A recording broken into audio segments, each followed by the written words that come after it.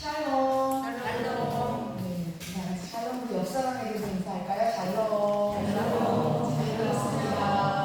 반갑습니다. 샬롬입니다. 네, 오늘 하나님 앞에 나오신 모든 분들에게 예수는 그리스도이심을 정확하게 알고 그분으로 살아내시기를 축원합니다. 아멘. 오늘 나가실 때요, 자두가 있어요. 자두를 다 받아가세요. 제가 너무 맛있어가지고요, 혼자 다 못 먹겠더라고요. 여러분들이 생각나서 무슨 자두냐, 그죠? 지금 권사님들이 무슨 자두야 이렇게 표정이에요. 우리 이동환 권사님께서 이제 김태형 선교사님 처음에 아프리카 떠나실 때, 그러니까 한 3년 된 거죠? 네, 교회 사택 바로 뒤에다가 자두나무를 심어주셨고 대추나무도 심어주셨는데, 대추나무는 왜 죽었는지 몰라요, 그쵸? 대추나무는 죽었는데 세상에 자두나무는요 막 무럭무럭 자라가지고요, 제가 혼자 다 못 먹습니다. 그래가지고 이번에 김태형 선교사님 가실 때도 자두가 익기 시작하는 거예요. 그래서 그걸 드시고 가셔가지고 제가 마음이 얼마나 감사하고 기쁜지요. 가시기 전에 우리 황진 집사님이 막 집에 있는 고추장 된장 다 퍼오신 거예요. 그러면서 복숭아가 아직 안 나왔다고 하시면서 천도복숭아를 주시는데 또 얼마나 맛있었는지, 우리 지난주에 드셨죠? 천도복숭아. 네. 너무 맛있더라고요.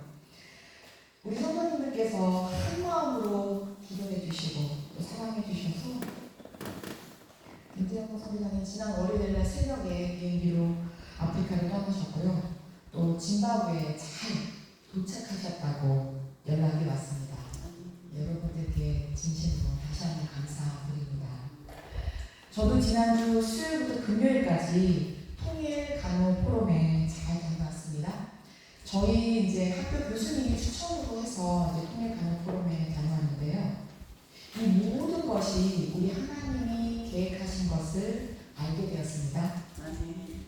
왜 이런 말이 있잖아요. 든 사람은 몰라도 나다. 그렇죠. 나간 사람은 안다. 만약에 제가 간호 프로그램을 안 가고 집에 있었다면 아마 눈물을 얼마나 혼자 쏟으면서 그냥 아무것도 못하면서 멘붕에 빠져가지고 멘탈이 흔들려가지고 또 강단에다가 텐트 치겠다 막 이러게 생겼던 거예요. 그런데 하나님이 아시고 저를 번쩍 들어다가 그래도 미리 예약된 거여가지고 어떻게 까맣게 저희 목사님 가자마자 저는 또 간호 프로그램에 가게 됐어요. 근데 하나님의 인도하심으로 이번에 통일 간호 포럼에 가보니까요, 그동안 제가 북한 선교를 해야 되겠다고 생각한 것들에 대해서 정말 더욱 명확하고 분명한 청사진이 제시된 시간이었어요. 그냥 간호 포럼이 아니라 그냥 뭐 사람을 뭐 이렇게 돕고 이런 정도의 것이 아니었고요. 세계 국제 정세와 한반도에 미치는 영향, 그리고 정치, 경제, 사회 전문가들에 대한 해석, 그리고 직접 그 탈북하신 전문가들, 그냥 탈북민들이 아니라 막 의사, 탈북하신 의사, 탈북하신 간호사들을 직접 실제적인 상황을 접하게 되면서 마치 저를 향해서 막 맞춰진 그런 포럼이었던 거예요. 주님이 하셨습니다. 하셨어요, 정말. 존귀하신 여러분, 오늘 영어 포럼 예배예요. 하나님은요, 우리 한 사람 그 영혼을 하나님을 다 해서 사랑하십니다. 아멘. 하나님이 세상을 이처럼 사랑하사 누구를 주셨어요? 예수는 주실 만큼 사랑하신 거예요. 아멘. 그 한 분이 여러분들이에요. 아멘. 그것을 가장 잘 드러낸 장소가 어디예요? 십자가라는 거예요. 십자가에서 예수를 주기까지 우리를 사랑하신 분이 하나님이십니다. 하나님은 오늘도 하나님의 사랑을 우리 위에 쏟아 부어주시기를 원하십니다. 오늘 하나님의 사랑을 듬뿍 받는 생명의 시간 되시기를 축원합니다. 아멘. 그래서 하나님의 이 철저한 사랑과 공의인 이 십자가로 세워진 이 땅의 모든 교회는요, 예수 그리스도를 주로 고백해야 합니다. 아멘. 근데 여기서 누가 교회다? 내가. 그렇죠. 내가 교회다. 그래서 교회는 교회의 많은 예수님의 다스리심과 통치가 있어야 합니다. 아멘. 교회를 통해서 온 세상 땅끝까지 예수 이름이 전해져야 합니다. 아멘. 예수님이 이 세상에 오신 이유가 바로 영혼 구원하려고 오신 이유잖아요. 예수 피로 만약에 우리가 구원받았다면 우리는 다시 예수님의 사역을 이어서 계승해야 한다는 것입니다.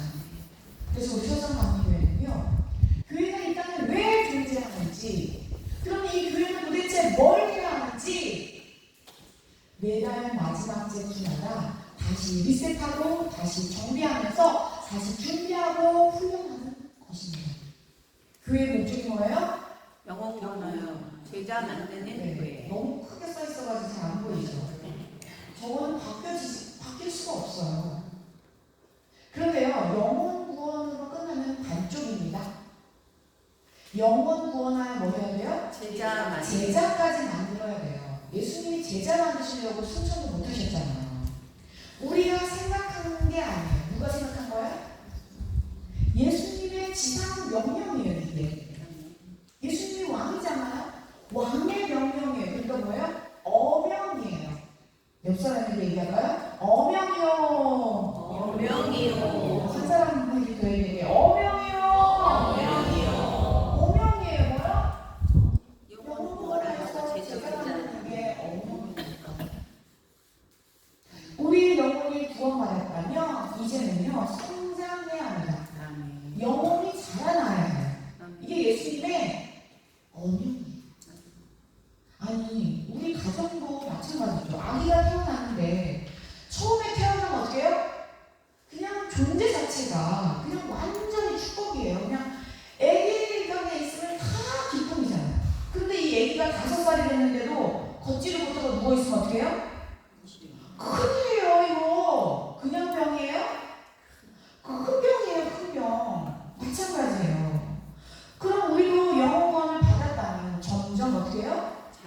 자라나야 하는 게 정상이에요. 그런데 교회를 그냥 오래 다닌다고 자라나요?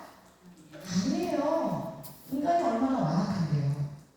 그래서 계속 내 죄를 찌르고 회개하면서 듣고 따라야 되는 거예요. 아멘. 듣고 보고 예수님 따라가지 않으면 교회 그냥 오래 다닌 거 그거 하나로 그냥 평생 끌고 가는 거예요. 아니요. 자라나야 합니다. 아멘. 자라나지 않으면 옆에 사람 힘들어요. 왜요? 한 몸이니까요. 그래서 목장별로 모여서 주님이 하셨다고 고백하는 거예요. 혼자서 자라난다? 있을 수 없어요. 전쟁이 났는데 혼자 총 들고 나간다? 끔찍하죠. 친구로 모여야지 살아가는 거예요.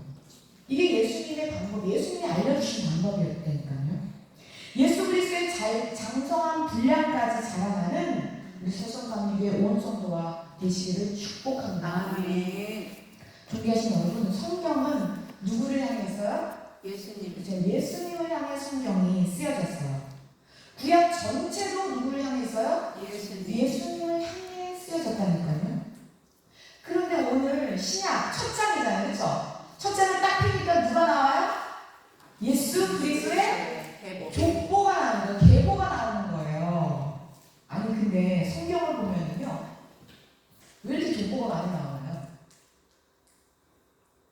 족보에 나온 사람들의 이름을 발음하기도 어렵고 읽기도 어려워요. 더더군다나 지금 이 족보가 몇백 년 전이 아니라 어떻게 해요? 몇 천년들 사람들이 나오니까 나랑 아무 상관이 없는 것 같이 느껴진다니까요. 근데 왜 이렇게 성경에는 족보가 이렇게 많이 나오는 거예요, 도대체? 존귀하신 여러분, 구약이 처음 시작하는 책이 뭐죠? 그렇죠, 창세기. 그러면요, 창세기에는 족보가 몇 번이나 나올까요? 네, 옆 사람에게 말할게요. 창세기에는 족보가 10번이나 나온대요. 옆 사람에게 얘기할까요? 창세기에는 족보가 10번이나 나오네요. 네, 권사님도 같이 얘기하세요.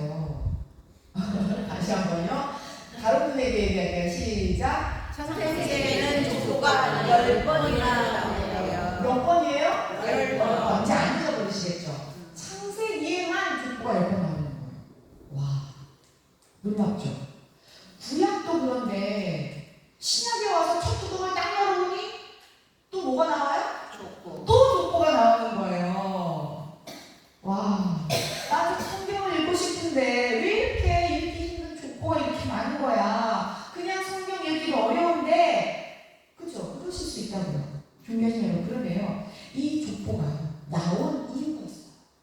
보세요. 우리가 경상도 하면 경주, 불국사. 네, 족보를 따지면 어떤 씨가 유명해요? 경주? 기시. 그쵸? 우리가 다 알잖아요. 그쵸? 경주 이씨가 굉장히 유명하단 말이에요. 경주 이씨들은요, 족보를 얼마나 중요하게 여기는지 몰라요. 족보의 일조비례도 틀리면 난리가 나죠. 이용건 권사님 집에도 혹시 족보가 있나요? 집에. 그쵸? 당연히 있죠. 뼈대 있는 집안인데 웬만한 장군들은 다 족보를 보유하고 있단 말이에요. 족보 보유 가정이에요. 이용건 권사님. 그런데요, 이용건 권사님 족보에 화평이 지금 빠졌어요. 그럼 어떻게 돼요? 아니 어떻게 족보에 이 장손인 화평이 이름이 빠져? 그럴 수가 있냐고. 한 글자가 만약에 화평인데 태평이야. 그것도 화가 나는데 이름이 빠졌어. 장손인데 어떻게 이름이 빠져요? 그렇잖아요. 일반 우리 같은 사람들도 그 가문의 전통을 잇는 것이 중요하고 그 한 글자만 틀려도 아니 이거 틀렸잖아 고치려고 한다니까요. 그러니까 성경책을 나가는 거예요. 성경책도 첫 번째 창세기 시작하는 것에 족보가 몇 번이나 나와요? 10번. 틀렸다 안 틀렸다? 한 글자라도 틀리면 안 된다. 또 신약 성경을 딱 열어보니까 또 뭐가 나와요? 족보가 나온다는 거예요. 그만큼 족보가 뭐예요? 중요하구나. 족보는 뭐예요? 사실이구나. 구약이나 신약이나 이 족보가 가장 먼저 나온 만큼 족보는 뭐예요? 중요하다. 왜냐면 이게 사실로 일어난 사건이다. 진짜 이 땅에서 일어난 역사적인 사실이야. 그것을 나타내는 게 뭐예요? 족보예요. 우리 이제 성경 읽을 때 족보를 타박하지 마세요.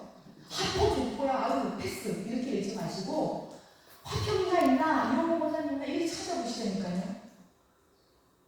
하나님의 사랑은요, 그냥 하늘에서 뚝 떨어진 게 아니라는 거예요. 이 땅에서 진짜 일어난 사실, 그것을 나타내는 게 족보라는 거죠.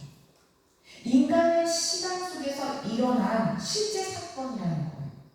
그리고 그 사건이 오늘 나와 연결된다. 이게 얼마나 중요하냐면 구약에 몇 번이요? 10번. 신약도 시작할 때 뭐부터 시작해요? 족보부터요. 옆 사람에게 말할까요? 족보가 그렇게 중요하군요. 족보가 그렇게 중요하군요. 다시 말해볼까요? 족보 있으시죠? 족보 있으시죠? 네.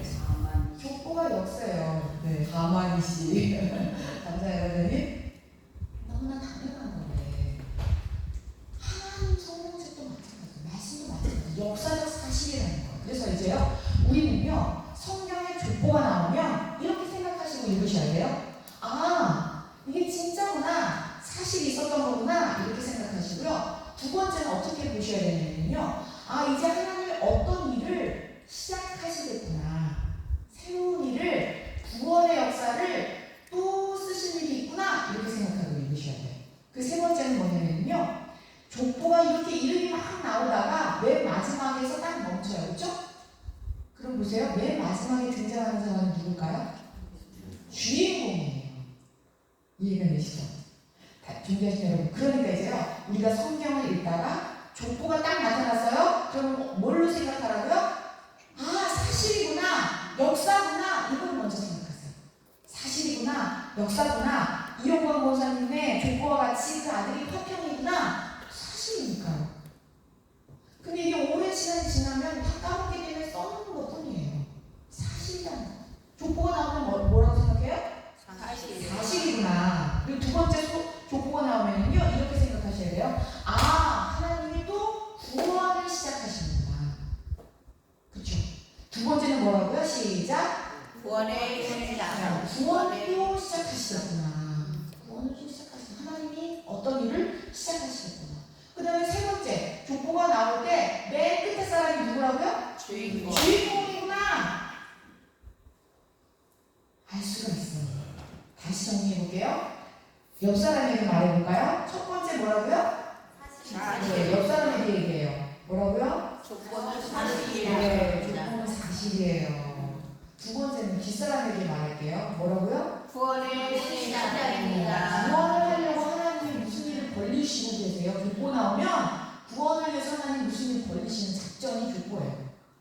그 세 번째는요, 다른 사람에게 얘기해 볼게요. 이제는 맨 위에 사람이 주인공입니다. 그렇죠. 맨 마지막에 나타난 사람이 주인공이에요. 주인공.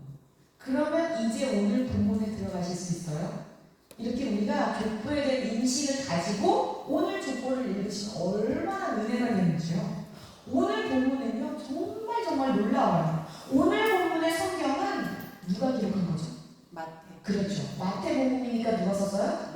마태가 썼단 말이에요. 마태는요, 당시 유대인들이 가장 싫어하는 부류였어요.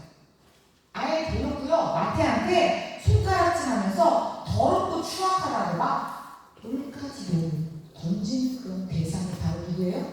마태. 마태라는 거예요. 왜 그렇죠? 세리. 그렇죠. 선생님 감사합니다. 마태 직업이 뭐예요? 세리. 세리였던. 세리 뭐 하는 사람이에요? 세금을 걷어야 돼요. 마태는 그냥 마태가 아니라 세리 마태였단 말이에요. 예수님 당시에요. 제가 항상 말씀드리지만 죄인이라는 대명사를 가지고 있는 두 부류가 있었어요. 여자 죄인의 대명사는 어떤 거죠? 그쵸? 창녀였어요. 창기, 그쵸? 그래서 이 신약 성경에 보면 창녀라는 말이 의외로 많이 나와요. 왜 그런 줄 아세요? 이것도 배경이 있어요. 지금 외세에서 침략이 되니까 여자들이 윤곽을 당할 수밖에 없어요. 로마 군인들이 짓밟혔는데 힘없는 여자들이 당할 수밖에 없죠. 지금 그런 상황인 거예요. 그러다 보니까 몸이 더럽혀진 사람은 또 유대인들은 손가락질 하는 거예요. 힘이 없는 나라에서 일어나는 일들이에요. 그 여인이 불쌍한 거죠. 가장 소외된 사람이에요. 그럼 남자의 대명사는 누구예요? 세리였어요. 그만큼 세리가 많았다라는 걸 볼 수가 있겠죠. 그렇죠? 손가락질의 대상이 될 정도니까. 보세요. 유대인들이 지금 로마의 지배를 받고 있어요. 그래서 그 세금을 지금 누가 걷고 있는 거예요? 세리 마태 같은 사람이 지금 걷고 있는 거예요. 유대인들은 로마가 지배하는 시대에 살았기 때문에 이렇게 힘과 폭력에 속수무책으로 당하고만 있으면서도 동족들을 또 이렇게 손가락질하는 거예요. 우리나라 일제 강점기 때도 그러지 않았나요? 그렇죠? 일본 순사보다 우리가 더 싫어했던 사람들이 누구예요? 일제? 그렇죠. 악제비라고 해요. 악제비. 그렇죠? 얼마나 악랄하게 느껴져요. 왜냐면 일본 사람이 만약에 우리 동네에 들어와요? 그럼 우리 동네에 누가 잘 사는지, 어디에 사는지 알아요? 몰라요? 모르니까 누구를 세워요? 악제비를 세워요. 그러니까 이 악제비가 얼마나 악랄해요. 우리가 보기에는. 일본 사람도 밉지만 이 악제비가 더 미워요. 그러니까 유대인이 보기에도 마찬가지예요. 로마도 밉지만 누구가 더 미워요? 마태가 더 미워요 지금. 왜요? 때려줄 수 있잖아요. 마태. 로마는 때려줄 수가 없잖아요. 우리가 일본 순사를 때려줄 수가 없잖아요. 누구 때릴 수 있어요? 악제비. 일본 순사가 강한. 그렇잖아요. 지금 그 상황인 거예요. 오늘 본문의 마태도 마찬가지라는 거예요. 마태는 무슨 마태였다고요? 세리 마태였어요. 그런데 누가 부르셨어요? 예수님이 부르셨어요. 12제자 속에 죄를 일부러 부르셨어요. 손가락질하고 돌 던지는 사람 예수님이 부르셨다니까요.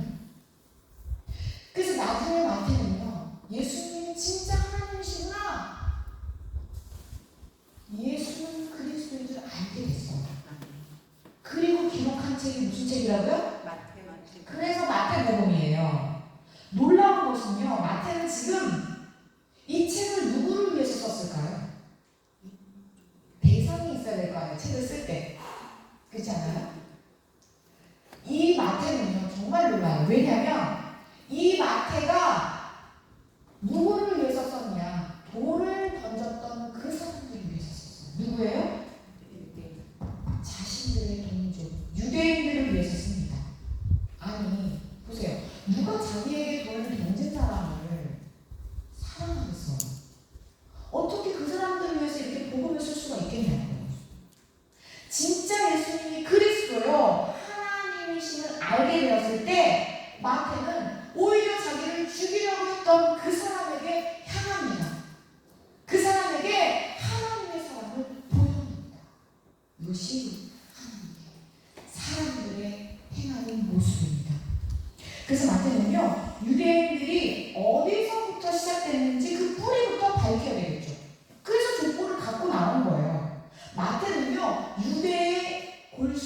부자였어요.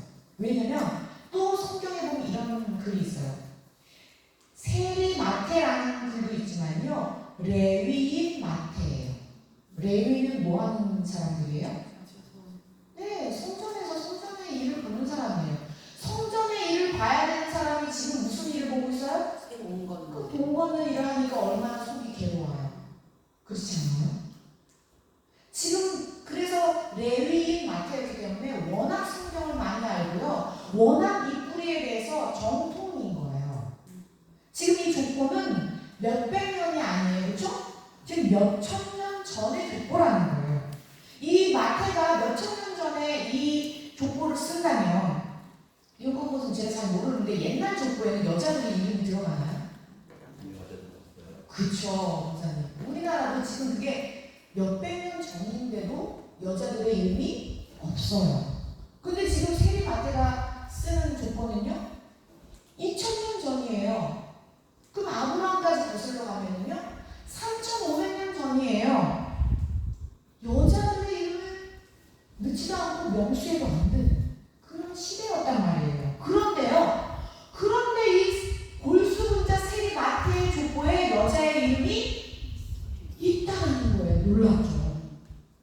더 놀라운 것은요, 유대인들은 이방 사람들과 밥도 같이 안 먹었어요. 유대인들과 상종을 안 했어요. 그래서 예수님이 사마리아 여인한테 가서 물 달라고 했을 때 그 사마리아 여인이 뭐래요? 푹푹 씻고 하면서 유대인이 왜 나랑 상종합니까? 이러잖아요. 그게 문화라는 거예요. 그 당시에 문화. 그런데요, 마태가 이방 여인의 이름을 지금 골수문자가요 쓰고 있다니까요. 오늘 우리는 이 족보를요 정확하게 읽어낼 줄 아는 믿음의 눈으로 바라볼 줄 아는 그 시각이 필요합니다. 그래서 1장 1절 읽어볼게요. 시작. 아브라함과 다윗에게서 예수의 조라. 네, 여기서 세 명이 나와요. 첫 번째 누가 나와요? 아브라함. 아브라함. 두 번째는요? 다윗. 그다음에는요? 예수 그리스도의 뭐래요? 계보. 계보래요. 계보는 아까 여태까지 계속 공부해서 뭐예요? 사실이다, 족보다, 역사다, 진짜 있었던 일이야 라는 거죠. 첫 번째 누가 나와요? 아브라함. 아브라함은 믿음의 조상. 진짜 이스라엘의 국부가 아브라함이에요. 지금도 그들은 그렇게 역사를 기록하고 있습니다. 그러니까 하나님 나라의 믿음의 조상이 아브라함이다, 믿음으로 가는 나라다, 이렇게 앞에다가 타이틀을 믿음이라고 써놓습니다. 그 다음에 두 번째 나온 사람은 누구예요? 다윗은요 왕의 대표를 쓴 거예요. 다윗이 모델 왕이잖아요. 하나님만 왕이십니다 했던 그 왕이잖아요. 그래서 두 번째 왕의 대표를 쓴 거예요. 그래서 지금 족보를 쭉 나열하기 전에 예수님은 이런 분이야. 어떻게 해요? 믿음으로 고백해야 돼. 믿음의 조상을 쓰고요. 왕으로 오셨어. 다윗 왕의 후손으로 오셨다는 거예요. 우리가 성경에 두 개의 관점이 있었죠. 첫 번째 관점이 뭐예요? 하나님만요. 누가 누가 왕이나 하나님만 왕이십니다. 그런데 보니까 예수 그리스도가 만왕의 왕이구나라고 사실입니다 하고 계보라고 이렇게 씁니다. 이게 타이틀이에요. 타이틀 다시 한번 읽어보기에 굉장히 중요합니다. 시작. 아브라함과 다윗에게서 예수 그리스도의 계보라. 네, 그래서 믿음, 왕, 그 왕은 누구니까 예수, 이것이 사실이다. 이렇게 타이틀을 설정하고 이제 시작합니다. 2절 읽어볼게요. 시작. 아브라함이 이삭을 낳고 이삭은 야곱을 낳고 야곱은 유다와 그의 형제들을 낳고. 네, 이상하게요. 원래 계보는 첫째 아들로 내려와야 되는데 그렇지 못하는 걸 알 수 있어요. 유다는 야곱의 네 번째 아들인데 유다를 통해서 예수님이 오신다고 기록하고 있어요. 그래서 3절을 볼게요. 시작. 유다는 다말에게서 베레스와 세레를 낳고 베레스는 헤스로를 낳고 헤스로는 라합을 낳고. 네, 우리는 지금 유다와 다말 무슨 관계인지 알죠? 시아버지와 며느리. 이 얼굴 뜨거운 낯 뜨거운 관계예요. 금친상관이에요. 수치스러운 사건이에요. 그런데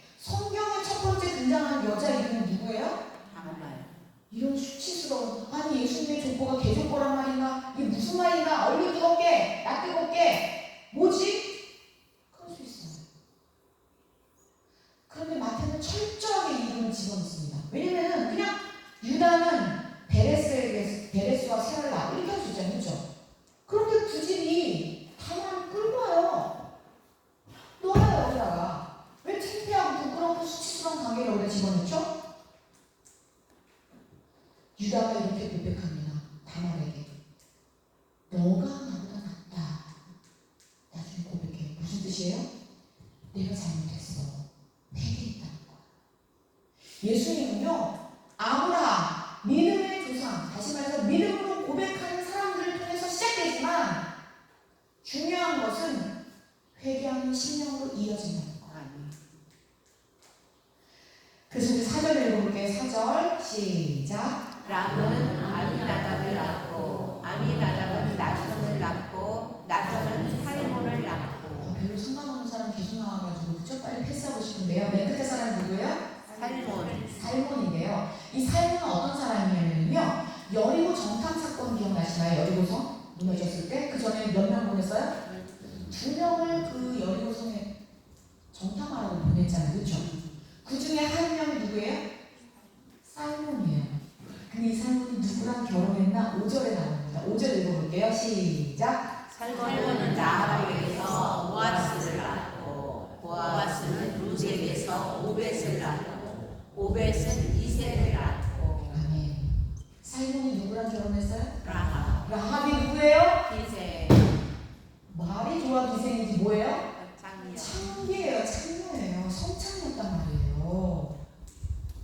세상에 예수님의 족보가 막 근친상가를 하지 않나, 막 창녀가 들어와 있잖아. 이게 뭐지? 점점 이상하잖아요. 예수님의 족보가. 우리는 막 예수님의 족보가 다윗 왕과 같아. 그래, 왕의 족보구나. 아니요, 죄의 족보예요. 인간은 다 죄인이라는 거예요. 죄의 족보를요, 마태는 낱낱이 고백하고 있는 거예요. 라합이 누구예요? 성창이에요. 이방 여인이에요. 그런데 뭐예요? 우리나라는 망했어.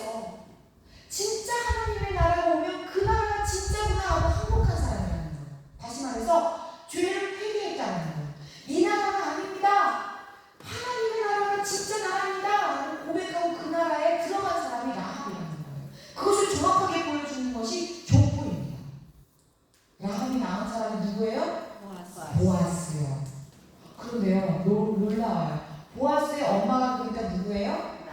라합. 그렇죠, 창녀예요. 그런데 보아스의 운명은 또 뭡니까? 보아스는요, 누구에게서요? 룻은 또 뭐예요? 과부예요. 죄송합니다. 이방 여인이에요. 아니, 보아스의 운명이 뭐예요 도대체? 엄마도 이방 여인, 아내도 이방 여인. 예수님의 족보예요. 아무리 이방 여인이고 아무리 세상에서 손가락질하고 돌을 던지는 사람이라 할지라도 하나님 나라를 믿고 믿음으로 내가 그 나라에 들어가겠습니다 하고 작정하는 모든 사람들에게 열려진 족보가 예수님의 족보라는 거예요. 라합은 우리가 다 아는 내노라하는 성상이었고, 룻은 이방에서 나타나. 그쵸? 엄마, 그 시어머니 따르는 사람이잖아. 그러면 이 보아스는요, 엄마도 이방 여인, 아내도 이방 여인. 그런데 어떻게 해요? 잘 사람을 따라하는 거예요. 제가 아는 베트남 사람하고 결혼하고 북한 탈북민하고 결혼하고 이런 사람들 보이잖아요. 못 살겠대요. 예뻐서 결혼하고 어리고 결혼하고 여러 가지로 결혼했지만 말이 안 돼요. 문화가 틀려요. 문화가 틀리니까 생각 자체가 틀려요. 아니 그런데 보아스는 엄마도 이방이나 아내도 이방이. 그런데 어떻게 돼요?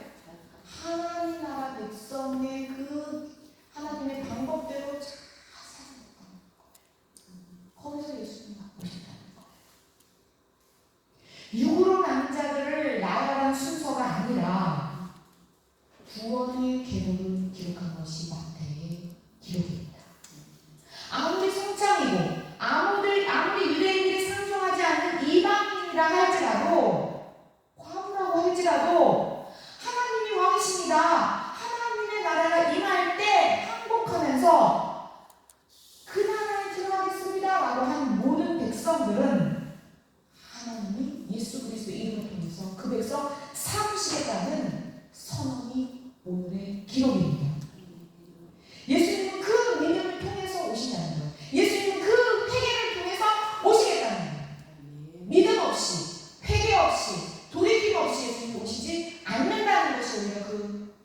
내용이 오늘의 족보입니다. 6절은 더해요. 한숨 더 드네요. 한숨 더 뜬 게 또 있었단 말인가? 네, 아주 심각합니다. 6절 읽어볼게요. 이건 너무나 잘 아는 구절이에요. 6절 시작. 이새는 다윗왕을 낳으니라. 다윗은 우리아의 아내에게서 솔로몬을 낳고. 누구에게요? 우리아의 아내. 우리아의 아내. 아니, 이 사람 이름이 있어요, 없어요? 그쵸? 이름이 뭐예요? 바세바가 다 알고 있어요. 근데 왜 이름을 안 써요? 아니, 이름이 있는데 이름을 뺐어요. 이름이 뭐래요? 바세바인데 뭘로 기록해요? 아내의. 우리야! 죄를 고발하고 있습니다. 마태는 피하지 않아요. 아무리 모델 왕 다윗 왕이어도 죄가가 있다. 낱낱이 고백합니다. 하나님 앞에 섰거든요. 그러나 우리가 다윗 왕을 모델 왕이라고 삼은 이유가 뭐예요? 회개합니다. 그래서 마태는 기록해요. 바세바 아니야. 우리아의 아내. 얼마나 이 마태는 이걸 쓸 때 고민을 했을까요? 바세바라고 써야 되나? 우리아의 아내라고 써야 되나? 아니 여러분들이 마태라고 생각해 보세요. 그래도 우리의 성왕, 우리나라의 성왕은 누구예요? 세종 대왕. 그 세종대왕이 나쁜 거 우리가 기록해요? 슬쩍 빼요. 세종대왕이 먹는 걸 좋아해서 좀 통통하셨대요. 비만이라고 기록해요? 저기 광화문에 있는 세종대왕 통통해요? 안 통통해요. 예. 빼요, 빼. 안 뺐다는 거, 안 뺐다는 거. 의도적으로 이 이름, 우리아의 아내라고 기록합니다. 다윗의 치명적인 치부를 다 드러내고 죄가 회개한 심령을 통해 예수님이 오신다! 선포합니다. 다윗 왕이 왜 모델이에요? 해줬기 때문에. 하나님이 왕이십니다. 엎드렸기 때문에. 나는 그저 대리 통치자입니다. 라고 생각했기 때문에. 오늘 우리가 다윗 왕처럼 살기를 축복합니다. 아멘. 우리도 다 죄 가운데 넘어지는 죄인들이니. 그러나 다시 일어나서 회개하고 하나님만 왕이십니다 하며 대리 통치자로 살아계시기를 축원합니다. 아멘. 여러분 지금 우리가 족보를 읽었어요. 너무 재밌지 않아요? 이렇게 읽으면 족보가 역사예요. 얼마나 재밌는지 몰라요. 족보를 타박하시면 안 돼요. 네, 오늘 마지막 구절 보겠습니다. 마지막 구절이요. 시작. 야곱은 마리아의 남편 요셉을 낳았으니 마리아에게서 예수라 칭하는 예수가 나시니라. 아멘. 여기서 이름이 겹쳐요. 야곱은 그쵸? 우리가 생각하는 그 야곱이 아니에요. 동명 이인이다. 구약의 야곱이 아니라 또 놀랍게도 또 그 아들이 요셉이래요. 그쵸? 야곱의 아들도 또 요셉이잖아요. 그러니까 옛날에 우리나라 이름이 뭐 숫자, 말자, 미자 비슷한 이름이 많았던 것처럼 지금 그런 이름들이에요. 그런데 중요한 것은요. 누구에게서요? 마리아에게서라고 기록해요. 놀라운 관점이에요. 왜요? 예수님이 지금 누구에게서 나왔대요? 마리아에게서요. 이것이 굉장히 중요합니다. 왜요? 창세기 3장 15절에요. 여자의 후손이 사탄의 정수리를 상하게 할 것이다. 이것이 여기서 언급하는 거예요. 그 최초의 하나님이 예언하신 그 예언이 이루어지는 장면이 신약 첫 장을 열자마자 일어나는 사실이라는 거예요. 이렇게 보면 오리지널 가스펠인 여자의 후손, 그 후손을 찾아내고 이제 멈추어 섭니다. 그럼 누가 주인공이에요? 그렇죠. 너무 감사해요. 마지막 나온 예수님이 지금 주인공이신 거예요. 역사를 족보로 정리하면 인자, 사람의 아들이잖아요. 그것을 누가 예언했어요? 다니엘과 에스겔이 얼마나 많이 예언했어요. 인자가 올 것이다. 인자다. 예수님은 정말 이렇게 신약의 첫 장을 딱 여니까 사람의 아들, 그 인자로 오셨다는 거예요. 이렇게 예수님의 가문의 족보를 보니 이방 여인은 라하,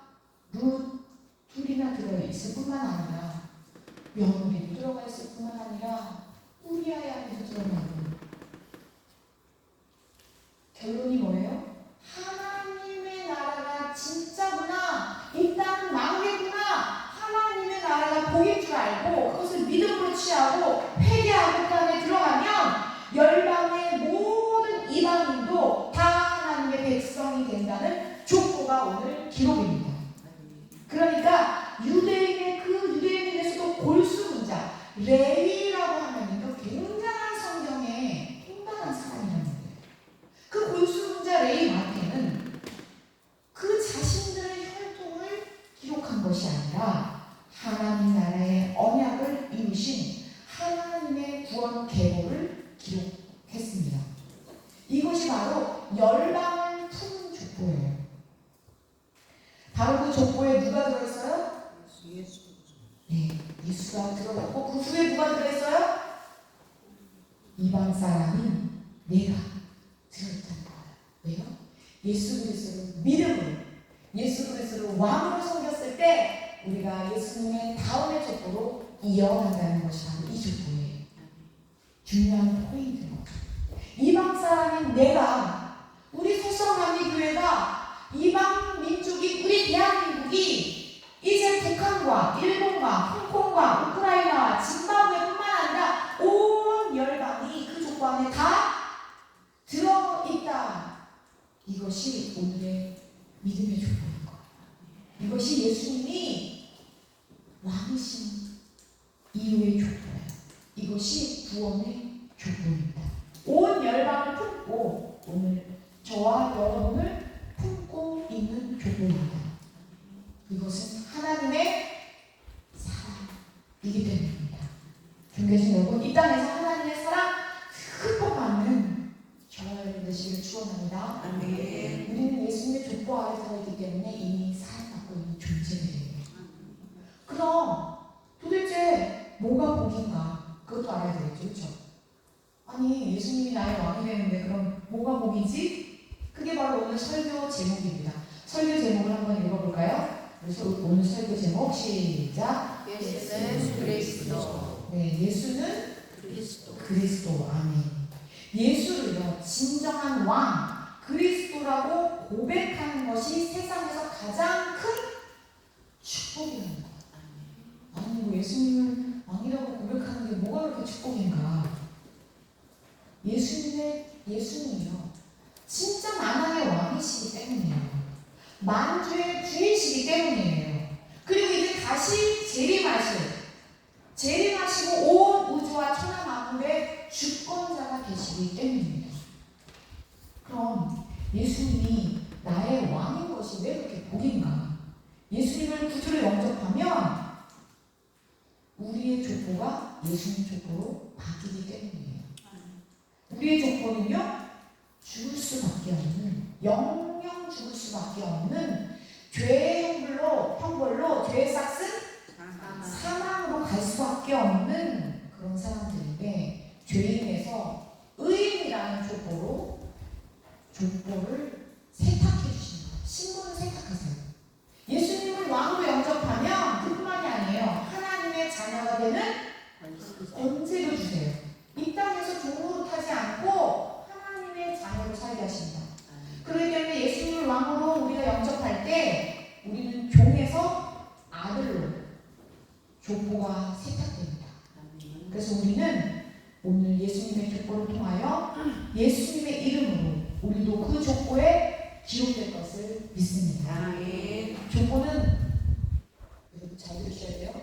족보는 하나님 나라의 생명체입니다. 아멘. 하나님 나라에 누구의 이름으로 들어가요? 누구의 이름? 예수 이름으로 들어가요.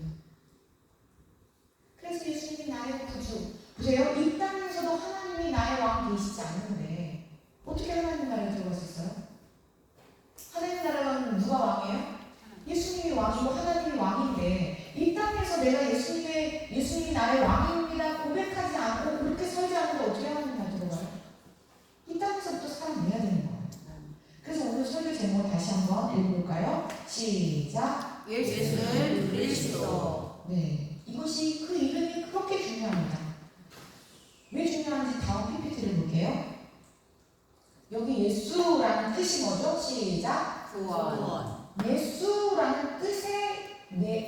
뜻이 뭐라고요? 구원. 구원이라는 거예요. 예수님만이 우리를 죄악 가운데서 뭐예요? 구원을. 구원하십니다. 세상에 아무리 구원이 많다고 해도 아니요. 오직 예수님만이 구원을 이루신다는 거예요. 그러니까 우리가 예수 하면 뭘 생각해요? 구원. 구원. 구원자구나. 아, 나를 구원하시는 분은 예수님밖에 없구나. 구원자라고 생각하시면 됩니다. 그리고 그 뒤에 따라오는 말이 있어요. 뭐예요? 시작. 그리스도. 그리스도. 그리스도를 다른 말은 뭐래요? 메시아. 메시아예요. 메시아는 히브리 말이에요. 무슨 뜻이죠? 가로에 시작. 기름 부음 받은 자. 기름 부음 받은 자예요. 보세요. 기름 부음 받은 자라는 말이 굉장히 중요하기 때문이에요. 모든 성경이 누구를 향해 있다고요? 예수님. 그런데요. 우리가 구약을 보잖아요. 예수님을 막 비추어내는 배경이 있어요. 배경이. 예전에도 제가 설명드린 적이 있고 우리 성도님들도 잘 아실 거예요. 구약에서요. 기름 부음 받은 자들이 나와요. 그렇죠? 그 세 부류가 있어요. 계속 이 사람들은요. 기름을 부음받고 그 다음에 또 다른 사람의 기름을 부어주고 이렇게 해서 전수가 되는 세 부류의 사람이 있단 말이에요. 그 첫 번째가 누구예요? 왕이에요. 그래서 예수님이 뭐예요? 만왕의 왕이신 거예요. 예수님이 그리스도다, 주다, 그리스도다 기름 부음 받는다는 거죠. 두 번째 기름 부음 받는 사람은 누구예요? 그렇죠. 제사장들은 반드시 기름을 아론도 마찬가지죠. 기름 부음 받고 시작해요. 그래서 예수님은요 온 인류를 대속하시는 대제사장이다. 마지막 세 번째는 어떤 사람이 기름 부음 받았어요? 예언자가 받았어요. 그래서 엘리야가 누구에게 기름 부었어요? 엘리사. 그렇죠. 그 다음 사람이 기름 부었어요. 바로 예수님이 온 인류의 마지막 예언자예요. 예수님은요 그 종말과 재림에 대해서 다 예언하셨다는 거예요. 우리는 이렇게 성경을 통해서 예수님은 만왕의 왕이시구나. 예수님은 모든 인류를 대속하는 대제사장이시구나. 그리고 예수님은 맨 마지막 재림하시면서 그것을 선포하신 마지막 예언자구나. 이것을 한 단어로 나타내는 게 뭐예요? 예수. 그리스도. 뭐예요? 기름 부음 받은 자. 이해가 되시죠 이제? 그래서 우리가 예수는 그리스도라고 고백할 때에 그 속에 무슨 의미가 들어있어요? 아, 예수님만이 만왕의 왕이십니다. 예수님만이 진정한 우리를 대변하시는 대제사장이십니다. 예수님만이 우리의 모든 마지막을 예언하신 진짜 예언자십니다. 선포하는 거예요. 그분이 주 되신 겁니다. 이것을 정확하게 표현하는 것이 예수는 그리스도. 예수는 그리스도입니다. 주님이라는 거예요. 주권을 그래서 우리는 인정해 드려야 합니다. 하나님 나라를 다스릴 철창 권세를 가지신 분이시기 때문에. 그런데 너무나 감사하게도, 너무나 감사하게도 이분은 뭘로 다스리세요? 사랑으로. 이 땅은 뭘로 다스려요? 사랑으로. 이 땅 사람들은 뭘로 다스릴까요?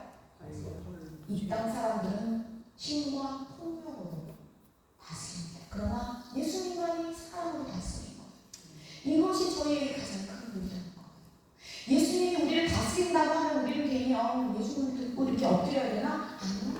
사랑해 주시겠다는 거예요. 그래서 예수님을 왕으로 고백하는 것이 우리에게 가장 큰 축복입니다. 아멘. 예수님을 주인으로 섬기는 것이 우리에게 가장 큰 사랑을 받는 비결이에요. 예수님을 찬양하는 것이 우리에게 가장 큰 기쁨이 될 것입니다. 그래서 예수 이름을 온 땅에 전하는 가치보다 높은 가치는 이 땅에 없습니다. 존귀하신 여러분, 오늘 영원 구원 예배예요. 예수님은 나를 구원하시기 위해서 이 땅에 직접 오셨습니다. 우리는 예수님의 죽으심으로 말미암아 구원받은 백성이에요. 그런데 이제 예수님을 모르는, 진짜 예수님을 모르는 그 한 사람에게로 우리는 가야 한다는 거예요. 그곳이 바로 땅끝입니다. 그곳에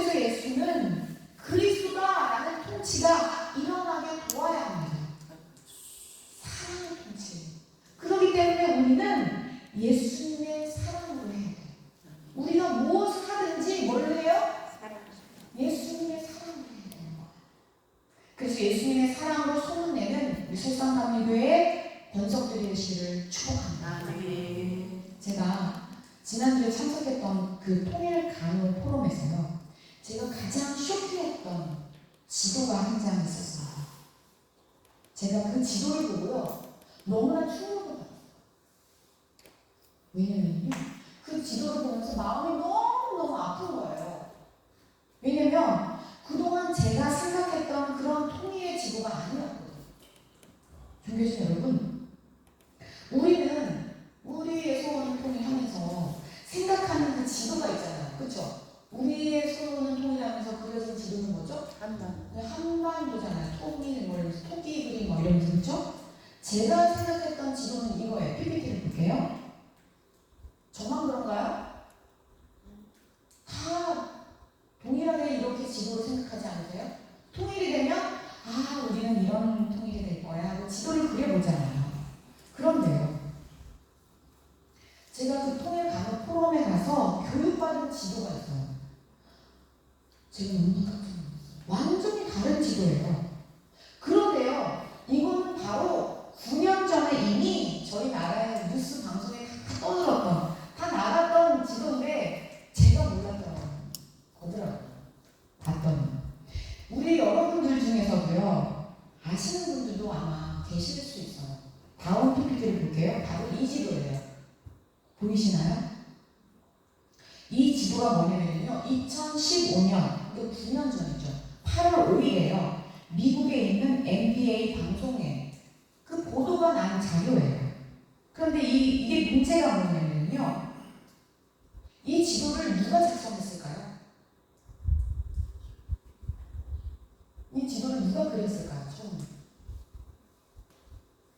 이 지도는요. 바로 중국이 한반도 만약에 전쟁이 일어나면 이 한반도의 전쟁이 끝나면 앞으로 북한을 이렇게 4개로 잘라가지고 미국 측에다가 재현한 거예요.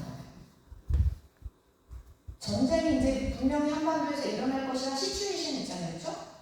그렇게 한 다음에 끝나면 내가 이만큼 가질 테니까 미국이 이만큼 갖고 러시아 이만큼 갖고 일본 이렇게 하고 이렇게 그것을 제안해가지고 공식적으로 미국에다가 보낸 지도예요. 충격 아니에요 이거? 여러분 충격 안 받으셨어요? 전 너무나 놀랐어요. 아직 전쟁이 일어나지도 않았는데 전쟁이 일어났어요? 근데 만약에 전쟁이 일어나면요 이 강대국들은 벌써 북한을 어떻게 찢어서 먹겠다고 논의가 끝났어요. 9년 전에요. 와, 이게 바로 힘과 폭력으로 지배하는 세상 나라의 실제적인 지도라는 거예요.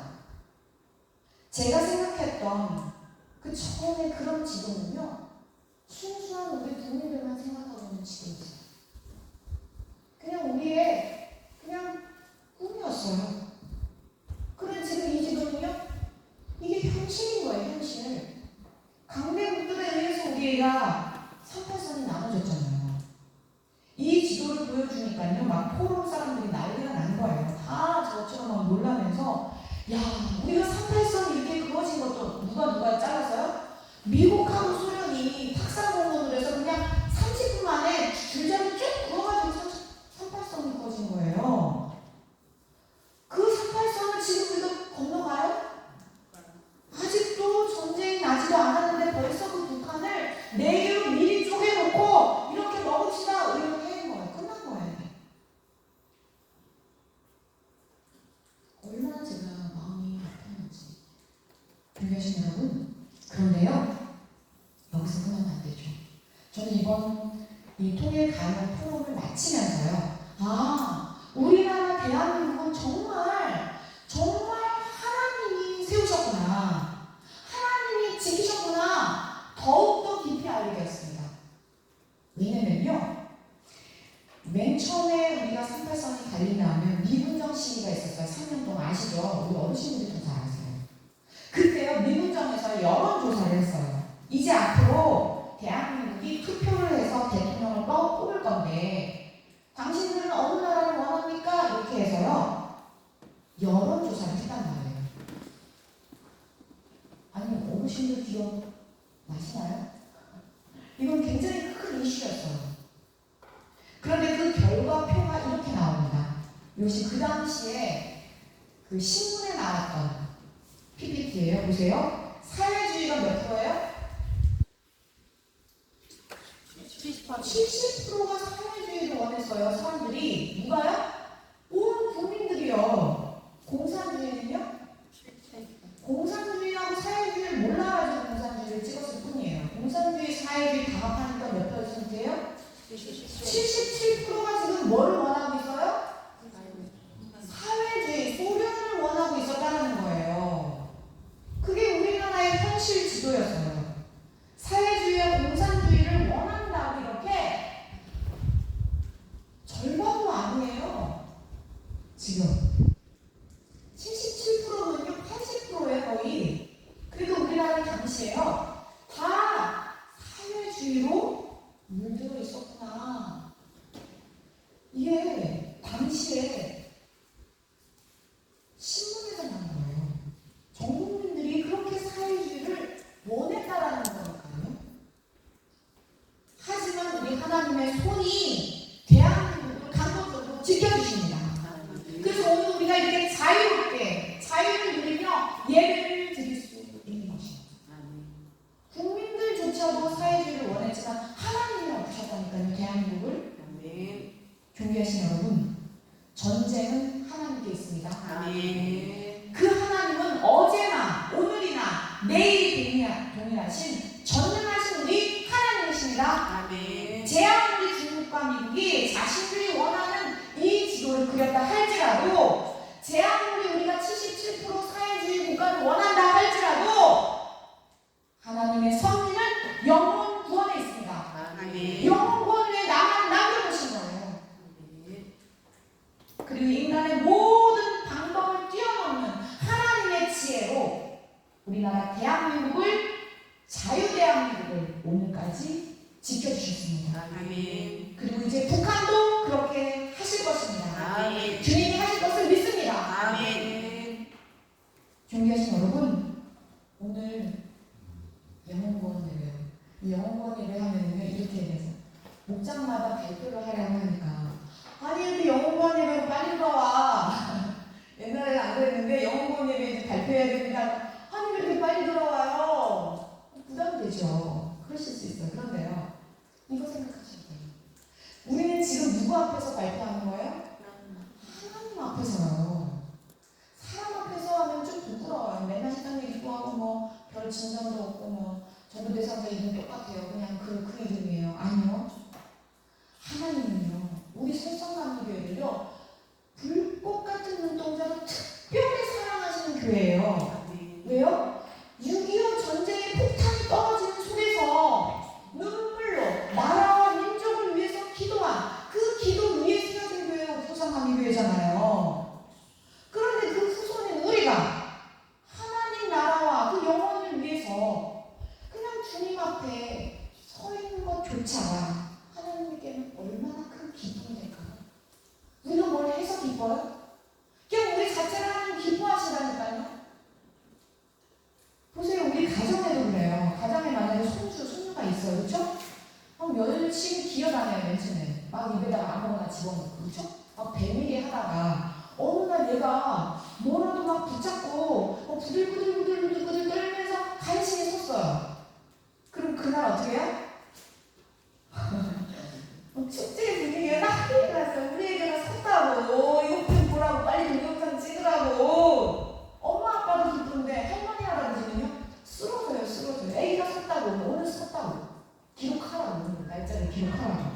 그런데 우리 설성감리교회가 그 눈물로 지어진 이 교회 위해서 후손들이 다른 것도 아니고 영원구원을 좀 해보겠다고 하나님 나라의 깃발을 들고 그냥 서 있기만 해도 우리 하나님 얼마나 흐뭇하시겠냐고요.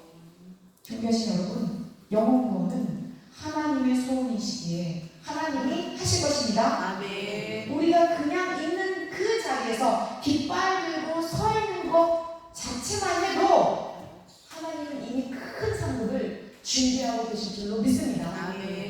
존귀하신 여러분, 이제 제아무리 강대국들이 그들의 입맛대로 마음대로 지도를 그린다고 해도 우리 하나님이 만지시면 하나님의 뜻이 북한에서도 이루어질 줄로 믿습니다. 아멘. 그래서 오늘 설교 제목처럼 북한 주민들도 우리와 함께 예수는 그리스도로 외치며 자유롭게 예배하는 그날이 올 것을 선포합니다. 아멘. 주님이 하실 하셨습니다. 것입니다.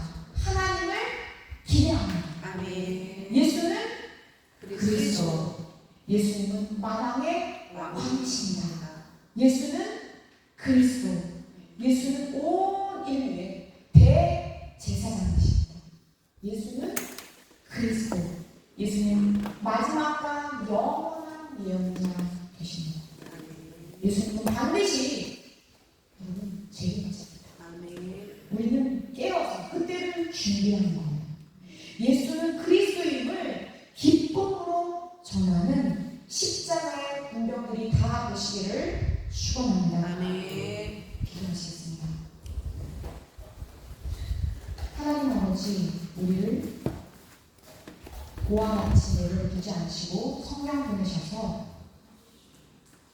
교회를 세우시고 교회 위에 주님 임재하시고 다스리심으로 말미암아 예수를 그리스도로 고백하게 하시니 감사합니다.